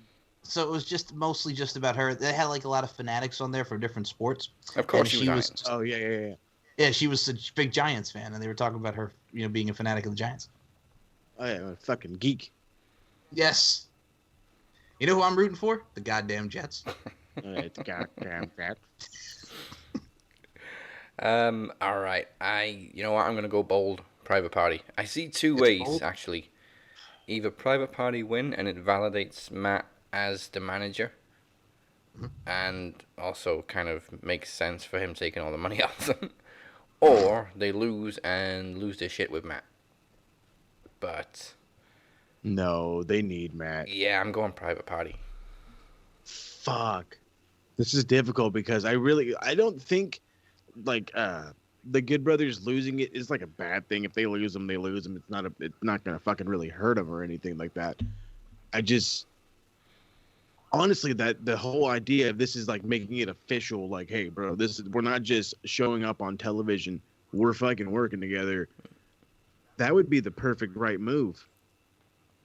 And fuck it, let's go with Private Party, and maybe that'll actually get fucking Matt Hardy the hell off AEW, or at least stop fucking around with Hangman. I also see if Good Brothers lose the Impact titles, they can maybe turn on the Young Bucks and go after I've the already AEW. been seeing that coming. So First off, I was laughing when you said I'm going to be bold, Mister. It's bold, Boulder Creek over there, Boulder Creek TV, son. Yeah, no. And the other thing too is the way that you kind of like laid that out when you were talking about Private Party losing their shit on Matt. It reminded me of when the Hardys turned on Michael Hayes and they joined up with Gangrel with the new Brood. Oh, that was great. Yeah, that was good stuff, man. it was. I got some bad news to you, Mike. What? The Boulder Creek I'm afraid TV about ad some has bad disappeared from news. YouTube. Oh, everything's better with Boulder. My Boulder Creek. Yeah. Oh, that. Like, I blows. typed in Boulder Creek TV, and the first thing I got was Boulder Creek TV stand, and it's literally a cabinet on a furniture factory channel. It's like, oh, well, that just looks like some great wood. So for those that don't know, Boulder Creek TV was the UK station that GFW when Which Jeff none of Jarrett us was had ever heard of. Yes, and GFW was trying to get off the mat, and then they made a TV deal with Boulder Creek TV in the UK that nobody's ever heard of, and nothing ever came from it. And the only thing we could find about Boulder Creek TV on YouTube was an advert for a steakhouse. Which was very popular on Long Island, It's but unfortunately, bold. it's out of business. It's bold. So, Man, I yeah. got some cookies and a glass of milk from dessert, and I was a happy young man. Hell yeah. Okay, Mike, who do you pick? I got to go Good Brothers on this, man. I mean, I could see Private Party, but I got to say the Good Brothers, man. Good Brothers. Okay, that brings us to the main event. Oh, my God. I know. Okay, who do we all see for this one? Rich Swann defending the Impact World title against Tommy Dreamer on literally his 50th birthday. Goddamn Tommy Dreamer. Happy birthday to Tommy Dreamer, but he's not winning the title. Rich Swann. Yeah. That's bold. Sorry, pal. I mean, don't get me wrong. I would pop if Tommy Dreamer won the world title. It would Don't be get me wrong. insane. It would be a great moment. But in reality here, I really don't think that's going to happen. So, unfortunately, Rich Swann. And then, of course, Swann will be going on to Moose. Or Moose should fucking win. Oh, Mike, you found it. Okay. I was like, I Well, wonder why I it's- heard that ding. Well, no, it's not the baseball one, but this was the second best one. Play it. Oh, okay. Well, we've just finished Impact, so here's a little blast from the past, and it's Boulder Creek TV, son. Yeah. Yeah. You folks back east that love great food, I highly recommend Boulder Creek. Now serving certified Angus beef driven daily straight to the front doors of our Boulder Creek Steakhouse. Now that's a cattle drive. Downright neighborly hospitality. Everything fresh, salted out, and the price is right. More tender, juicier, tastier steak. I guarantee it. Yeehaw! Who knew chow time could be so much fun? Was that fucking Burt Reynolds? All right. That commercial is from 1 years ago, man. Wow. Oh, it was a good restaurant, but yeah, no, it went out of business where it was located on Bayshore, Long Island. Now there's like a Fridays there. There's an Olive Garden. There's I think the place It's been where monopolized. yeah, it's now the Olive Garden is where the Boulder Creek used to be, man. It was such good stuff, man. You got the bloomin' onion, you got a little steak, a little action, had my cookies and milk for dessert. Oh, it was lovely. All right. Well, we've done No Surrender, and we are 56 days away from Promo Mania 6, the biggest Max Wrestling show of the year. It kicks off with the Iron Bank Challenge on the pre-launch show on August 6th as Chris Durham, Cypher, Moses, and Travis the Walker Anderson battle it out in a trivia battle for the 2021 Iron Bank contract, which this year allows the winner to cash in on either the Knowledge Champion or the Promo Champion anytime until Promo Mania 7. Yes, Yes. you said August 6th, April 6th. Did I say August? It's April. It's It's not August. You said August. Well, you said August. April 6th. Yeah, I've actually typed August. I don't know why I typed August. It is April 6th, ladies and gentlemen. And the main show... I was supposed to say, God dang it. Yeah, Promo Slam is in August. The main show is on April 8th, and it's... Oh, man, it is stacked like Dwayne Johnson's pancakes. Daniel Crimmins will now be challenging the Phoenix for the Knowledge Championship, which will open the show, as the winner will later defend the title as Mike cashes in last year's Iron Bank contract. Yes, sir. Phoenix to DC in the building. Coming. And Moses Marquez will be in promo action against a mystery opponent that will soon be revealed. All we can say is this bout is not only first time ever, but a long time coming.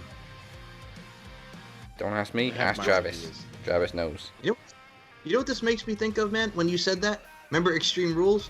It's been a long time coming, but you got the questions song. Now. You're going down. Remember that one? Yes, it was. Oh, Sick Puppies.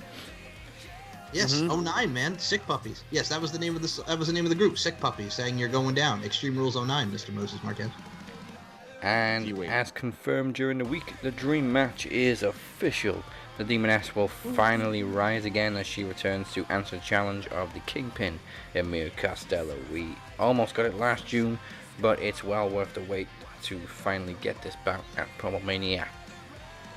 And if you're not already salivating, it is title for title, as the Shape returns to defend the World Championship against promo champion The Phoenix in the first time ever cinematic showdown. Dum, bum, bum, bum.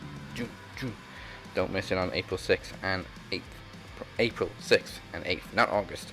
Promo Mania 6, all graphics, no charisma. And now some quick adverts, and when we come back, it is time for the Wednesday Night Warzone. Oh, looks okay. I'm Diana Hart, and you're watching the Andre Corbeil Wrestling Show. Woo! Jinder Mahal. Hey, how you doing, my friend? Good, boss. You have me on your show. How you doing, Angelina Love? Wonderful. How are you? Kitty. Oh my God. The Cleaner. Davey Richards. How you doing, man? Very well. The Dog of War, Jesse Hill, and we're with Andre Corbeil. Wrestling, honor, tradition. Because we're all in this for one thing, wrestling. Everybody's attention now. Do we have everybody's attention now? Do we have everybody's attention now?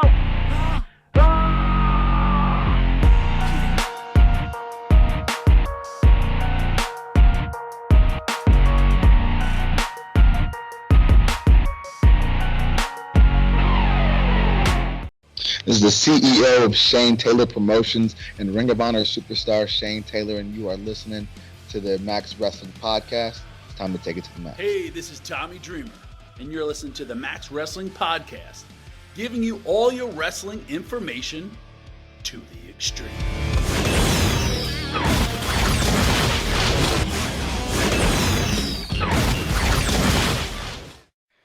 Well, let's cover Dynamite first, because we have predictions for NXT Takeover, St. Valentine's Day Massacre.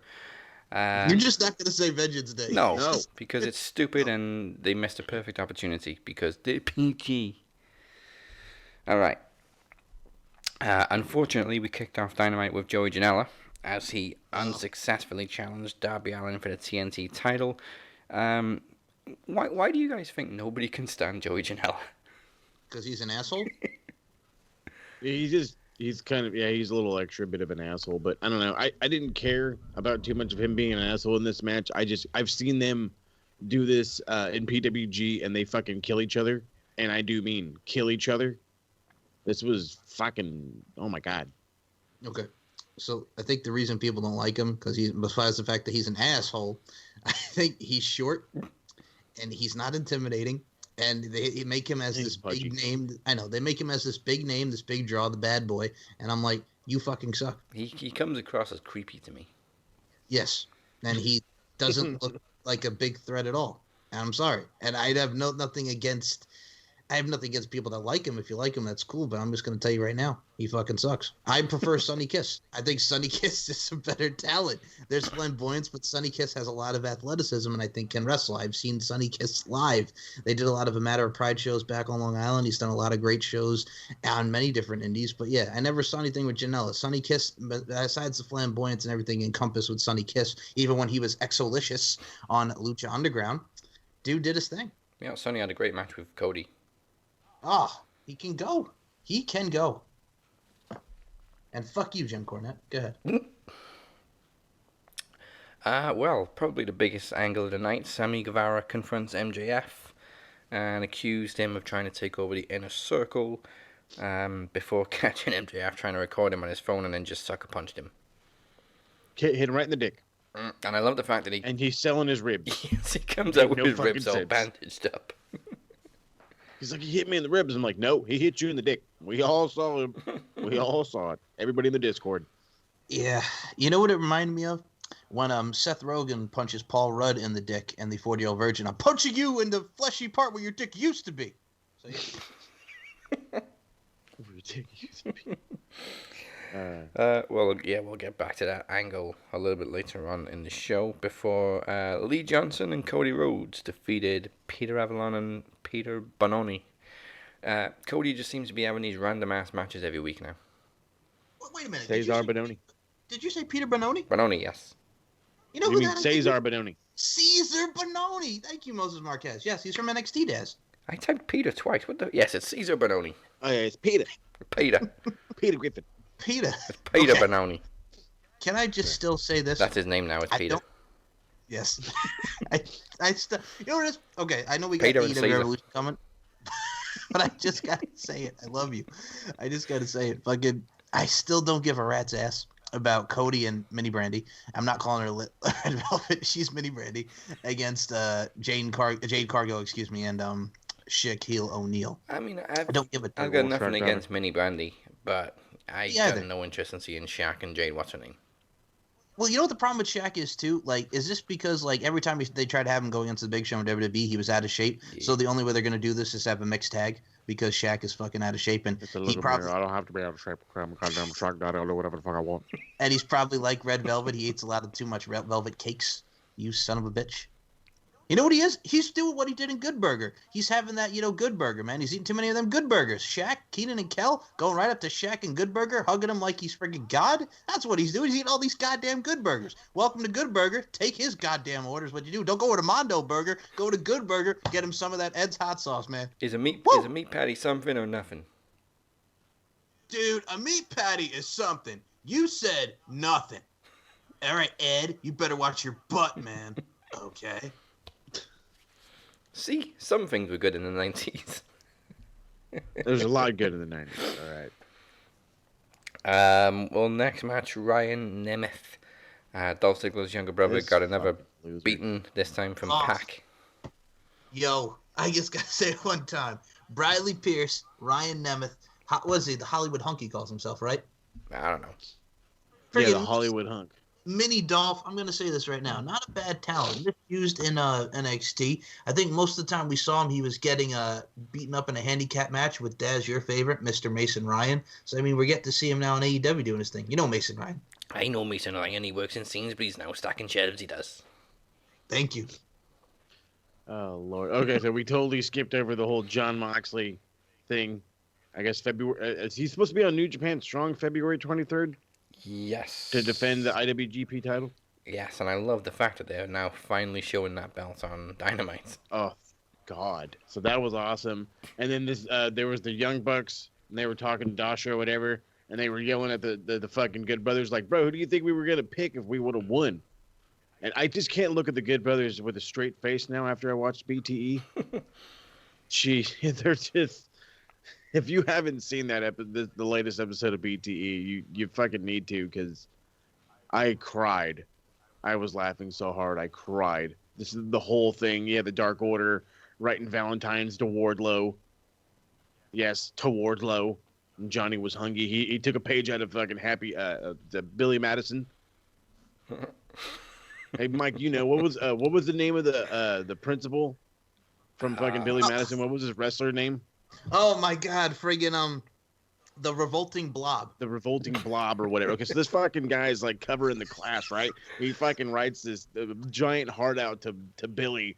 Is like, I want you, Billy. And then on the bottom, P.S. I'm horny. So fucking goddamn John Silver does the same thing. Says, I want you, Wardlow. On the bottom, I'm hungry. I fucking died. Principal Anderson with the big ass card. I want you. Then he makes the face, that little face, like that little face he makes. The nuances right after he sends him the card, and Billy Madison looks up all creeped out. Yep. The worst. His little face, like what? Oh Lord. What Yes. the? That's Like what he that, did. yes. And then he friggin' comes out as the revolting blob, drops the elbow on him, friggin' Eric at the end, man, and then friggin' his mask is all cut up, and then he's like, I'm okay, a little confused, but I'm okay. Oh yeah, a little hungry. Fucking geek. Yeah. And then, then at the end of the movie, I'm still horny. That friggin' sound, good Lord. Yeah, so turns and then out we have to deal with Hangman and fucking Adam Page and goddamn Matt Hardy. Who, by the way, first off, hey, if Matt Hardy's paying fucking bar tabs, I'm all about it. But then he fucking tries to make him sign a contract, and Hangman's like, look, bro, I'm a fucking drunk, but I'm not an idiot. So he fucking throws that one out. I don't know what the hell he made him sign. Hopefully it's something that says he'll never come back to AEW. That'd be great. I just didn't get why he turned to the camera when Hangman was still sat right next to him. He's all because he was trying to fucking. He told the cameraman, "He's all, this is why I brought you here. This is for documentation." And I'm just like, "Bro, the fucking guys just threw your shit away." And then there's the awkward meeting with the fucking Dark Order. Oh, well, me and Matt, we're gonna go to the bar. Oh, okay. It's like a weird breakup. Yeah, super stupid. This is awesome my new friend. Yeah, this is my new friend. He pays for my drinks. Oh, can we hang out with him too? Yeah, we also had the fallout with Sammy Guevara attacking MJF. Oh, yes. Jericho and MJF defeat the Acclaimed, and then Sammy explains his actions and announces his departure from Inner Circle. Because he done told Jericho, I ain't taking no more shit.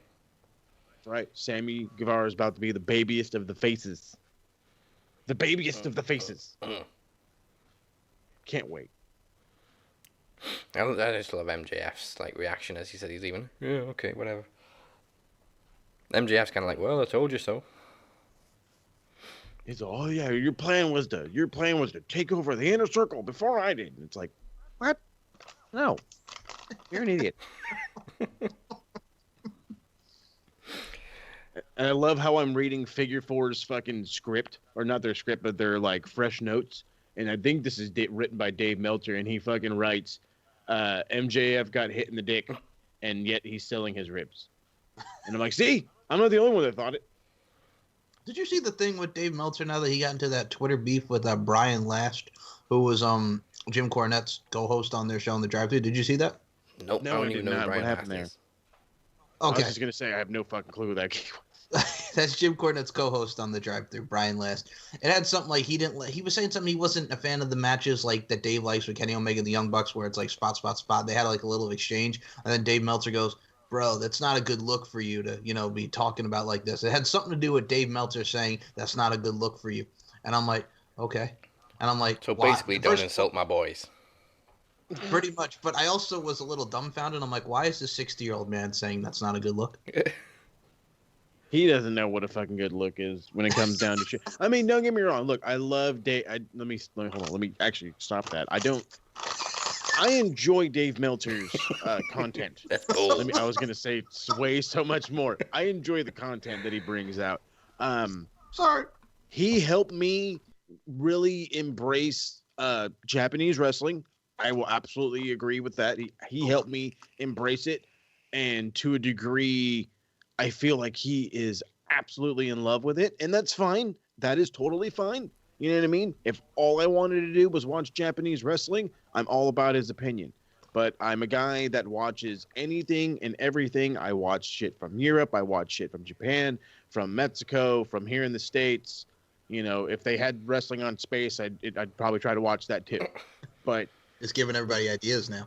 You know what I mean? Vince. Well, hey, we'll fucking get out there. Let me see what you can do. But the point I'm getting at is like my expectations, my ratings are always normally a little higher. You know what I mean? Because I guess I'm just like I'm easily poppable, if you will. I don't know. I have like a certain like, I guess I'm easy to get over, if you will. But the point is I'm not like absolutely in love. I'm not saying, oh, without Okada, fucking WWE's trash. Fucking if you don't like the Young Bucks and against Kenny and Hangman, you're a fucking loser and you should die. Like, I'm not gonna go that fucking far. It's not a bad look for me. Whatever. Who cares? I have my fucking opinion. You have to understand, this guy works with fucking Jim Cornette, a dude who fucking has shit in his fucking he calls it his bunker or whatever, from the fucking 20s, bro. From the 20s. I know. Like, this dude is a fucking historian. He's worked with guys like fucking Owen Hart and the British Bulldog.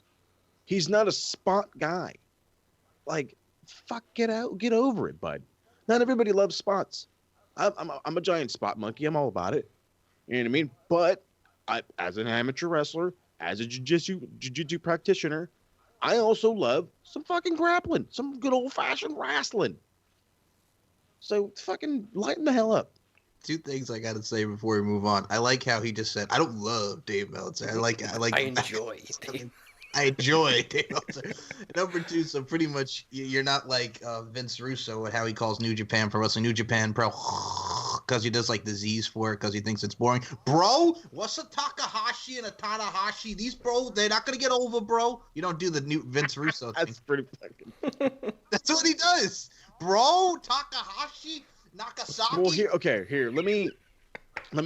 That's fucked up. But let me help out with some just layman's terms helping out.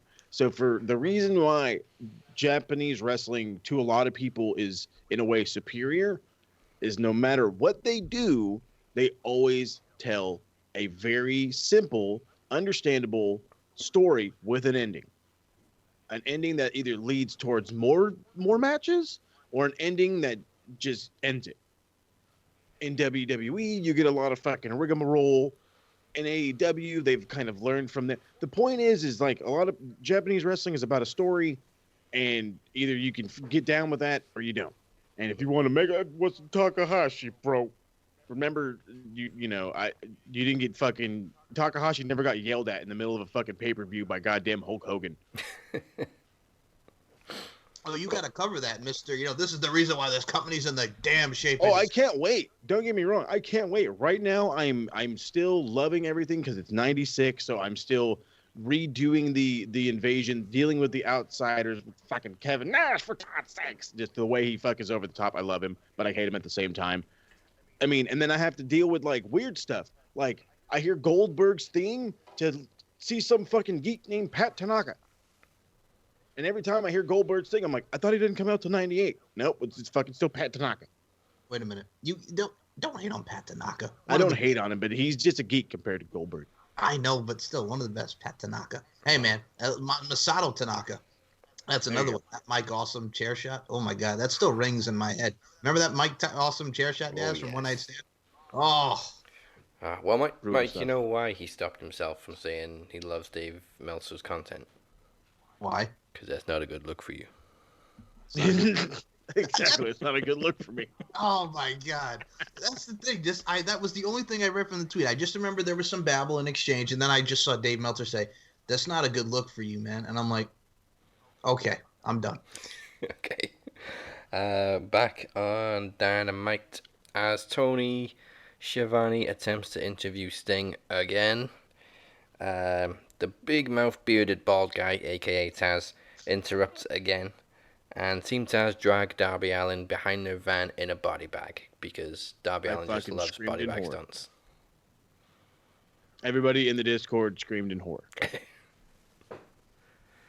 I mean, at least he had the protection from the body bag, unlike when it happened to Hulk Hogan. I'm sure there was like a fucking stretcher plate or something underneath him. Oh, yeah. But I mean, Hulk Hogan just went bare on Taker's bike.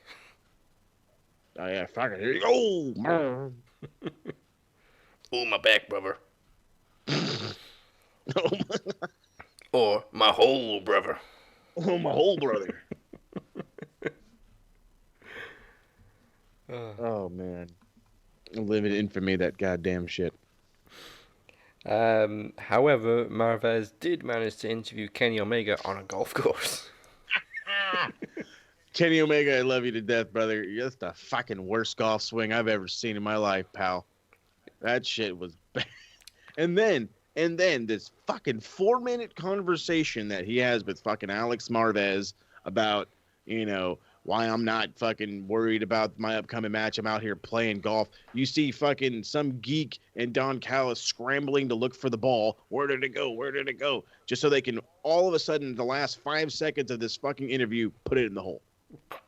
My hole. Like, dude, put it in my hole. It's like, I'm like, dude, what? And then he comes running out. Oh, that's another eagle. I'm like, I don't think it was, pal. I think you're just making shit up now. Yeah, something tells me they've never played golf before.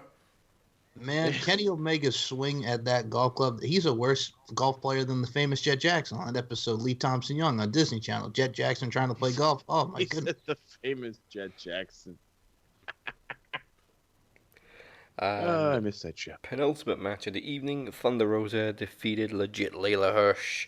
Hey, she's good stuff. Yeah, why haven't they signed her yet?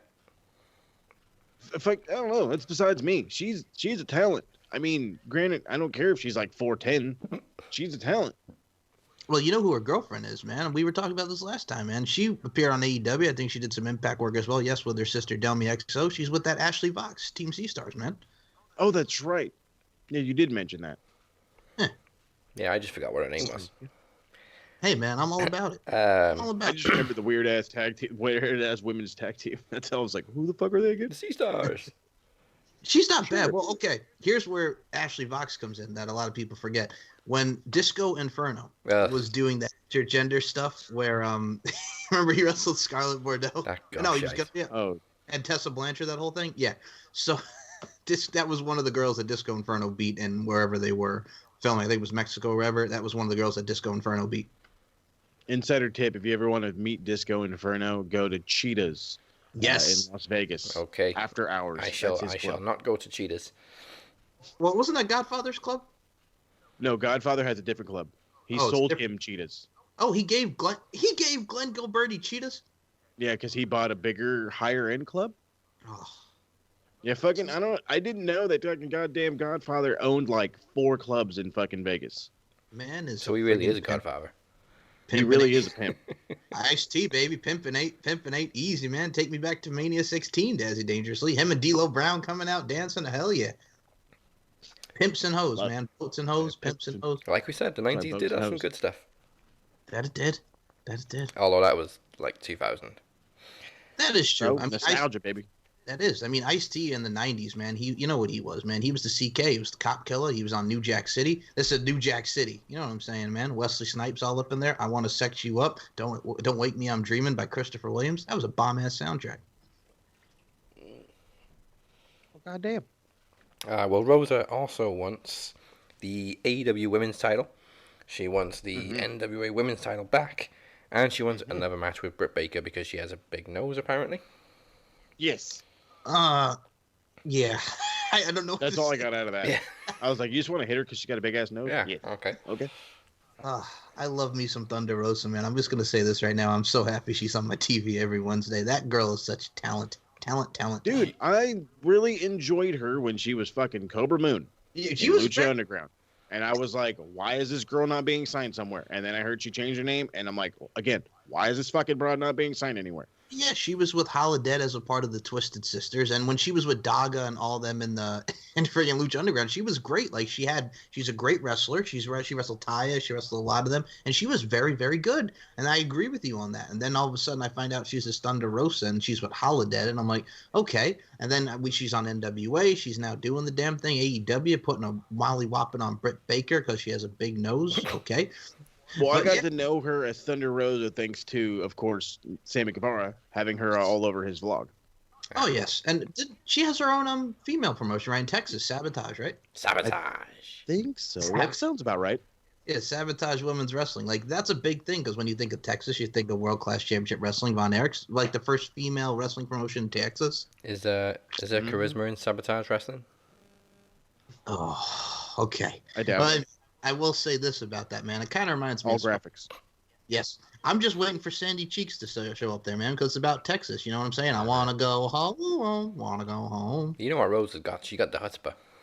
She does have a lot of chutzpah, man. You know what I'm saying? I mean, Lana showed some chutzpah by trying to shove Nia Jax through that table. She tried chutzpah. She said, "Oh my God, it's time for me to grow some chutzpah." You know what I'm saying? She grew 3 hearts that day. You know what I'm saying, man? Oh my goodness gracious! But in this case, Thunder Rosa showing that chutzpah, showing that Latina heat, if you will. Know what I'm saying? Yeah. I can't think of another word that goes with chutzpah for Thunder Rosa, but yeah, chutzpah. Oh, the machismo. Machismo and chutzpah. Machismo and chutzpah. All right. Main event. Cheetos and chutzpah. What? Kenta and Omega versus Mox and Archer just ends in absolute chaos. With interference from the Good Brothers, Jake the Snake getting physical, Mox bringing in a barbed wire bat, but then randomly throwing it away when Kenta picks him up for the GTS. And then Omega finally pins Archer after an assisted one-winged angel from the Good Brothers. I was like, there's no way he's picking this big ass up, and sure enough. A little bit of help from his friends. Meanwhile, Kenta's just beating up Mox outside the ring. Like, literally just pounding on him. You know what? We should have taken account of how many times throughout the show they said Forbidden Door. Oh, yeah. All the fucking time they said the goddamn word Forbidden Door. I'm like, shut the fuck up. We get it, dude. Like, the New Japan fucking thing's happening. I get it. The guy fucking changed his location on Twitter to fucking open the door or whatever the fuck. Like, come on. Stop saying it. I love that. And then he said, worse than WWE. I love that he changed his location, but then on Impact he was saying, I don't even know what the Forbidden Door is. He's the best. By the way, you made me laugh earlier there, Dassy Dangerously. Do you even I do have charisma. Yes, you do. Do you know what you said? Do you even know what you said? No. You said Jake Roberts got physical. When did Jake Roberts turn into Olivia Newton-John? When he went to AEW, apparently, because he didn't do anything in WWE for years, and now he's throwing punches. And short arm clotheslines and shit. I think the last time he tried to throw a short... No, well, he did a angle with the Shield, which was awesome, where he put the snake on Dean Ambrose's face, and friggin' Dean was smiling ear to ear. I love that, too. But yeah, I also remember when he tried to get physical. Remember with Orton in 05, build into the Taker match, go for the short arm clothesline, nails it, goes for DDT, RKO. I mean, he wasn't as far gone in 05. Oh, yeah. Well, no, he was pretty out of shape in 05, though. Yeah, but he hadn't hit rock probably bottom running on that booze. You know what I mean? That booze makes you loose. Ah, that is true, yes. All right, Takeover predictions for St. Valentine's Day Massacre. 5 matches, of course, because it's Takeover. And they don't have many matches because they last long. So yeah, they do. But that's how it should be. Exactly. It's good wrestling. Obviously, we have 2 Dusty finals and 3 championship matches. So it almost didn't happen after Johnny Gargano's antics this week, but Johnny Gargano defending the North American title against Kushida. I love that segment. First of all, he's got, and you're saying you broke your left arm? He's like, yeah, R stands for right. Or real. Yeah, for real. But no, it was my favorite part was he's all sitting in the chair and he's got everybody around him. He's like, all right, now push me this way. Okay, now push me this way. You know, he's like, I have a broken arm. He's like, the doctor says that, you know, I can't walk and this and that. You know, I'm in a wheelchair and everybody knows how I feel about wheels. This is all bad. He's like, both you and I know you were cleared 3 days ago. He's like, well, he's like, yeah, but you're crap doctors. It's like the most broken arm I've ever seen in my life. He's like, it's John Gargano. That's how you know it's real. I'm like, did your dad break his arm? I love Gargano as a heel. Oh, he's so good. It's a tough one to call because it would be nice to see Kushida win, but like we just said, Gargano has a roll. He has to win. He has to win. Johnny has always been really good at the chase. He's always been very good at the chase, even as a heel. Him losing this isn't gonna hurt him, but fucking Kushida needs it. He needs it bad. because fucking a month and a half ago, this guy was in obscurity. Like nobody, he was the big name that came to NXT to do jack fucking shit. And now he has an opportunity to win a title. He probably should have had a shot at the fucking minute he walked into the place. And also Gargano is a 3-time North American champion, so he's not exactly going to miss it. So exactly, yeah, Kushida for me too. Baby. Mike, hold on, my cat's coming on me here. All right, there we go. Lie down. Lie down. Okay, so I also too will go with Kushida because Johnny Gargano, like you mentioned, 3-time North American champ, but I think it's Kushida's time and he finally gets to get that big push. So I'm gonna go with the time splitter himself, Mr. Kushida. All right, full house for Kushida. Was there only one difference in the Impact ones? Yes, I think there was. Yep. Okay. MSK versus the Grizzled Young Veterans in the men's Dusty Rhodes Tag Team Classic Finals. I was really hoping it was gonna be fucking Thatcher and Ciampa, but yeah. Hey, good ass match though. I would not be surprised if it's MSK because they've just come in on all cylinders. Yeah, that's where I'm thinking too. It's like, dude, these guys are hot as shit, but at the same time, somebody over there fucking loves the Grizzled Young Veterans. I'm thinking that's a Shawn Michaels thing, NXT UK. That's what I'm thinking too. Yeah, Shawn knows talent. And I mean, these guys are an old school. They're the English version of the Revival, is what I call them, because they have that like heelish shit. Like, oh, that's cheating. And they're like, no, that's just fucking good wrestling, baby. That's just good wrestling. Like, I hate them, but they're fucking great. Oh god, this is difficult. I hope I'm not wrong, but yeah, I'm going with MSK. If fucking the Grizzled Young Veterans win, I'm gonna be mad. I'm not gonna be mad. We're gonna take our shoes off. There you go. Goddamn shoes. I hate Gibson, you motherfucker. Mike? The tag champs in NXT right now, I'm sorry. Can you just remind me? I forgot myself. Oh my. Is it still Imperium? It's Imperium. Or was it Breezango? No. The current champ. Oh no, Oney Lorcan and Danny Burch. Oh shoot, yeah. Oh, that's right. Yeah, that's right. McAfee's team. Okay, so if Grizzled Young Veterans win, that is a heel team going against them. So you know what? The only reason why I want to go with MSK is just because I know them as Desmond Xavier and Zachary Wentz, and it's very hard to call them Wesley and Nash effing Carter. So,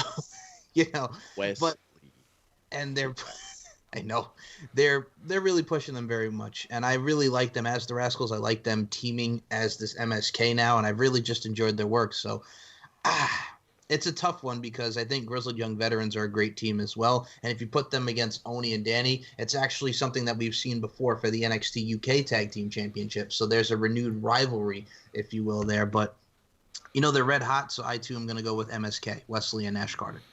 All right. And we still don't know what MSK actually stands for. They haven't even announced it yet? Jesus. We don't even know what they stand for? Must smoke kush. Yeah, we've come up with our own definitions, but they haven't made an official one yet. Hey, God bless. I mean, look at Zachary Wentz, for God's sake. I believe Moses still king. Which one is he's Nash Carter, right? Zachary Wentz? Yes. Okay. Look at Zachary Wentz, man. He's doing the damn thing. Kimberly is his wife over there in Impact Wrestling, and now he's living the dream. You know what I'm saying? God bless. You know what? I knew Kimberly was with somebody, but I couldn't remember who it was. Yeah, they're married. Nice. Okay, triple threat match for the NXT Women's Championship. For me, got to be Toni Storm, but Io Shirai defending against Toni and Mercedes Martinez. See, I'm not going to be Io, I'll tell you that. I want to see Mercedes Martinez win. See, that's where this is one of those things where you brought Mercedes back from attempting her in Retribution, and thank God for that not actually keeping. Yep. But Toni Storm is like, how can you not look at her and think world champion? And I mean, in a lot of ways, I say the same thing about Mercedes. So it's like, this is another one that's super difficult, but I think it's 3-year full circle. The whole Toni Storm beating Io Shirai in the Mae Young, Toni Storm will win it. But I guarantee you the first fucking match is going to be a one-on-one between her and Mercedes. Yeah. Mike? The reason I like, you know what it is too, because as someone who has seen her work a lot on the Northeast and just have incredible matches, I love me Sir Mercedes Martinez. I think it's about damn time that they signed her, and also the fact that not want to do Retribution. She's like, no, it's okay. I'm cool. I'll go back to NXT. I'm actually very much fine with that. And instead of Trust me, there's a lot of people that were like, no, I'm cool. Can I go back? Yeah, can I go back? This is shit. This is garbage. I think it's a case of she's the veteran. I think what's great about her role there is she's there to help a lot of the young girls. And in this case, like Moses said, Tony Storm and Io Shirai, evolution. You know what I'm saying? It all comes full circle. So I think Tony Storm. I think Mercedes would rather put people over without looking like an idiot. Exactly. So I'm going to say Tony Storm becomes the new NXT Women's Champion. And hey, we got Kaylee Ray over there in the NXT UK Women's Championship. Oh, yes, and I'm going to say this right now. Oh, yeah, hell yeah. Dude, Mako Satomura is going to go over there this week. As we're recording this today as the Mako Satomura episode where she's going to be on NXT UK. Sweet. Nice. Okay, stick with the women for the Dusty Rhodes Tag Team Classic. It's Dakota Kai and Raquel Gonzalez versus Ember Moon and Shotzi Blackheart. Dakota and Raquel. It's either this or they're dead. Raquel has been treated very much like MSK, just win, win, win, win, win. Mm-hmm. Well, they've been pushing the hell out of Raquel Gonzalez with all these, wins for them and just her looking like a badass. I know Shotzi Blackheart, a lot of our favorites, including Mr. Travis the Walker Anderson, and Ember Moon. Hey, man, Ember Moon being all bootylicious, you know what I'm saying? Lovely lady lumps, my humps, my lovely lady lumps, taken back to Black Eyed Peas, man. Dare I say Miss New Booty? I'm talking about Bubba Sparks and the Yin Yang Twins. So in this particular scenario, I have to say the heel tag team wins in Dakota Kai and Raquel Gonzalez because they've been pushing them to the moon, baby. So I got to go to the moon. Yeah, I got to go. Also, Dakota has never won shit, and she should have done. Dude, when she was in the NXT UK Women's Championship tournament, man, I was happy for her. Then I think she got hurt again. She's had a lot of injuries like Miss Tegan Knox has. So I think Dakota Kai is going to finally get that shine, and Raquel Gonzalez wins. Wine. So yeah, Dakota Kai and Raquel Gonzalez. And speaking of to the moon, of course, Cameron Grimes is now rich because he invested in GameStop. You know what that reminds me of? Remember when Jamie Noble got that inheritance and him and Nydia were rich, baby? We gotta go to Applebee's to celebrate. Remember that? Yeah, with a family reunion. That was so good. And Cameron Grimes, he fucking pulls up in the limo. He's all, you boys know how to park this thing? Fucking cousin. He said, I sat at home. He said, you know what I did? I found video games. And I don't even need a pro wrestler no more. I'm just going to start playing video games. And then I thought I'd invest in GameStop. And then I found out the dogs have money. So I vetted in dog coin. It's fucking Doge. It's Doge, you moron. You fuck. I love it. You know what that reminds me Video games. I love it. When they said video games, I fucking died. I was like, God damn it, I missed you. You know what that reminds me of? When Carl Anderson and Luke Gallows were talking about their experience with the Honky Tonk Man, and he said the Honky Tonk Man gave us some advice before we went to WWE. He said, if I see y'all sell one move, I'm gonna be so mad at y'all. That's what Carl Anderson doing the Honky Tonk Man voice. That kind of reminds me of. It reminds me of Stan Marsh buying a weed farm because now we got integrity. Oh, yes, that's right. Okay, I'm guessing it's going to be the main event. Finn Balor defending the NXT title against Peter Dunne. Oh, Lord. I can't wait. Oh. I believe the NXT title will be defended at WrestleMania this year. Which begs the question who they want walking into Mania as NXT champion. Obviously, Finn Balor is kind of the bigger name, but it's high time for Pete Dunne to get it. So, I honestly could go either way. Time. I mean, no, and I'm with you. I'm 100% with you because the reality is we're looking at it and we're like, okay, it looks like Finn because Finn's a name. He was on the main, blah, blah, blah, blah, blah, blah, blah. But who's been putting on those matches? Who's been putting on gold all the time? Fucking Pete. Pete's been doing work. I think Pete impressed somebody enough to where either they're going to set him up with My thing is maybe an outside, like a main roster challenger, or it's just going to be a rematch. Yeah, I'd put more money on a rematch. So with that, I'm going Pete. Oh, I was thinking the other way. Like Balor retains, but Pete gets another match at Mania. Okay, well, I'm hoping. Okay, here's my because I'm fantasy booking and that's what I love to do with my life. They don't have anything to do with Daniel Bryan. True. Like Daniel Bryan's he looks like he's got nothing to do. Unless you give me Daniel Bryan and Matt Riddle, which I don't think is going to happen, I want Daniel Bryan against Pete Dunne for the NXT title at WrestleMania. Oh, damn. Give him what he really wants. Daniel wants to work with the young guys. He wants to work with these kids in NXT. He's said it. He's even fucking said it in fucking Total Bellas. This is what he wants. He wants to be his last matches to be great matches that put over young, up-and-coming talent. Guys from NXT and guys on the main roster you don't know were his exact words. Let's make this fucking happen, baby. Mike? Cause I still... I got this. Yeah, go ahead, Des. I'm sorry. I'm leaning towards Balor, but I'm still in two minds. I want Pete Dunne to win, but I got to go Skinny Finny retains on this one and we get the rematch, you know? I mean, it's going to be good nonetheless, but Skinny Finny's been doing the damn thing as, you know, the Prince and Finn Balor. I love it, man. So I got to go Skinny Finny to retain. I just like saying Skinny Finny. Finn Balor. Skinny Finny. Skinny Finny. I'd be retaining my NXT title and going to WrestleMania, so I will. So, with that being said, I'll be going with Finn Balor. There you go. There it is. There it is. There it is. That's the tweet. As soon as we were talking about Southern accents too, you know what really came into my mind? The Water Boy, Vicky Valancourt, Bobby Boucher. I'll thank you later properly. Thank you. Like literally, Bobby Boucher and Vicky Valancourt came right into my head as soon as we were talking about Trevor Lee. You and your goddamn Adam Sandler references, Moses Marquez. Love Adam Sandler, goddammit. So you never seen these before either? Yeah, that would be a first time for me as well. Thank you. I appreciate what you're showing me right now. You know, no, Colonel Sanders, you're wrong. Mama's right. Well, love it. There it is. 2 sets of predictions, and there is more to come next week. Oh yeah! Don't you just love Mania season? What the hell have they even announced for the Elimination Chamber so far? Hold on. Oh, so it's the Chamber match. Okay, which, by the way, you made me laugh because, yes, all these guys are over 40 years. Yeah, literally, Miz has only just turned 40, but he's still 40. Which is hard to believe, actually. Well, looking at this card. Yeah, I know. Yeah. I mean, well, he started in 06 for WWE. I know 04 with that still blows my fucking mind. I know. Well, his first friggin' match on the main roster, he beat Tatanka, for God's sake. Yeah, fucking Tatanka.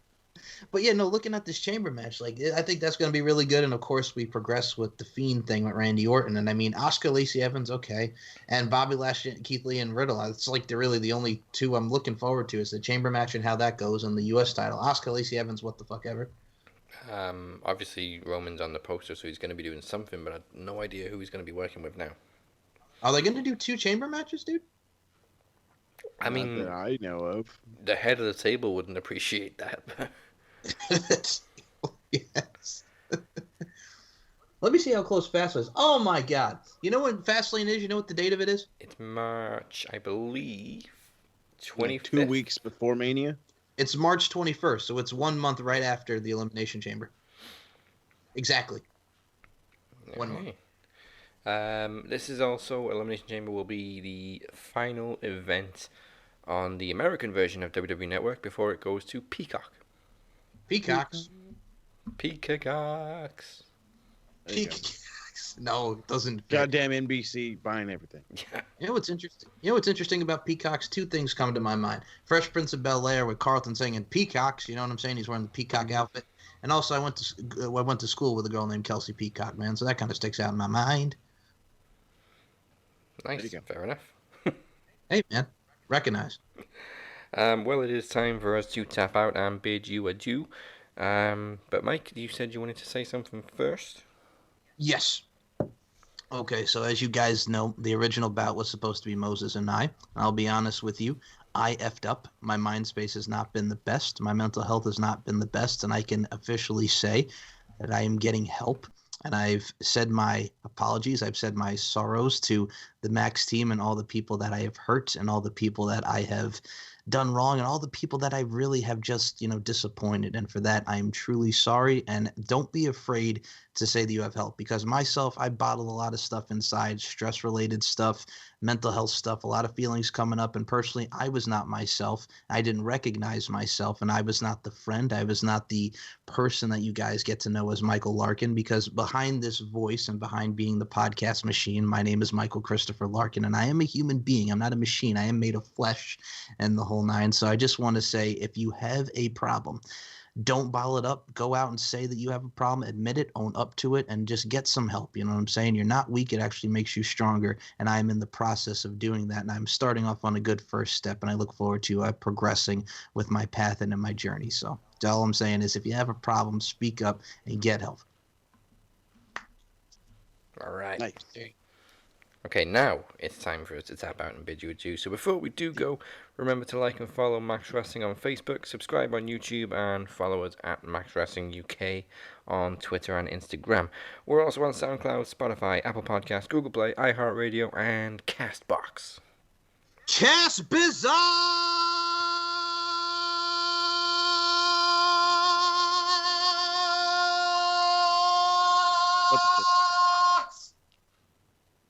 Everybody's officially awake. And Anchor.fm.